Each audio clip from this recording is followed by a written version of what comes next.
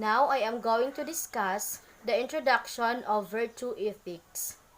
Before we discuss further the introduction of virtue ethics, we have first our chapter objectives.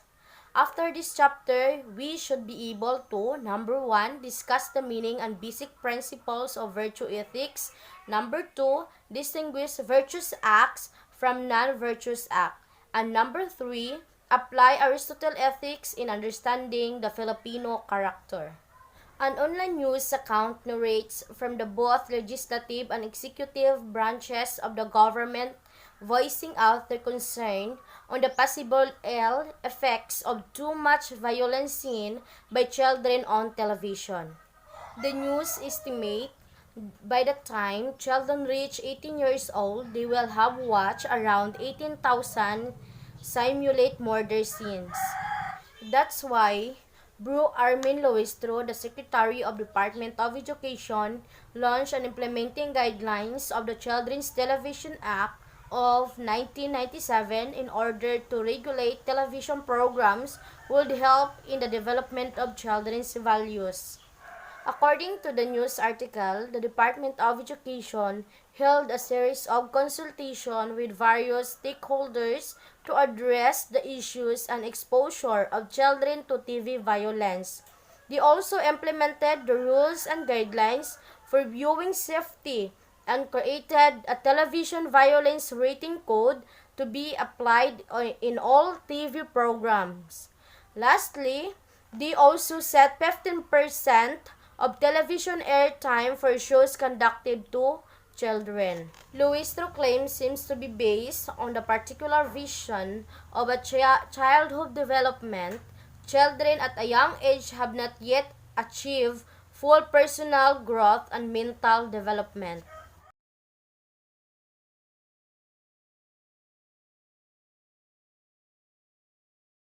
That's why the Secretary of Department of Education pursued to have this act, the Television Program Act. Matured individuals are aware that it is vital for children to go through the process of building their personality, identity, or character. Mature individuals must be considered these following questions. First, how does the continuous exposure to violence on television affect the character that children development? This first questions is all about the effect of the continuous exposure of the children to any violence program or television program to their character development or the children development. The second question is, it is possible that constant watching of violence on television result aggression among children. So for me, it's a big yes because we already know that children is a good imitator. The third question is, what is the role of the children's environment in their capacity to develop among individual? So, what will be the rule of the environment of the children, no? Those questions are real concern that society needs to address. Perhaps it is a back to look closely at how good moral character is developed among individuals.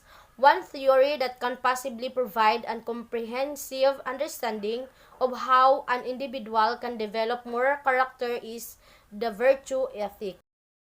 What is virtue ethics? So, virtue ethics is the ethical framework that is concerned with understanding the good as a matter of developing the virtuous character of a person. Virtue ethics, on the other hand, focuses on the formation of one's character brought about determining and doing virtuous acts. The two major thinkers of ancient Greece, Plato and Aristotle's book entitled Nicomachean Ethics. It is the first comprehensive and programmatic study virtue of ethics. We have a short background about Aristotle. Aristotle, 384 to 322 BCE, studied philosophy under Plato in Athens. Also, he is considered to be the brightest among Plato's students in the former school, the Academy. Aristotle discussed of ethics departs from the Platonic understanding or reality and conception of the good. Both Plato and Aristotle affirm rationality as a highest faculty of a person. Having such characteristics enables a person to realize that very purpose of his existence. For Plato, the real is outside the realm of any human sensory experience but can show how be grasped by one's intellect. The truth and ultimate, the good, are in the sphere of forms or ideas transcending daily human condition.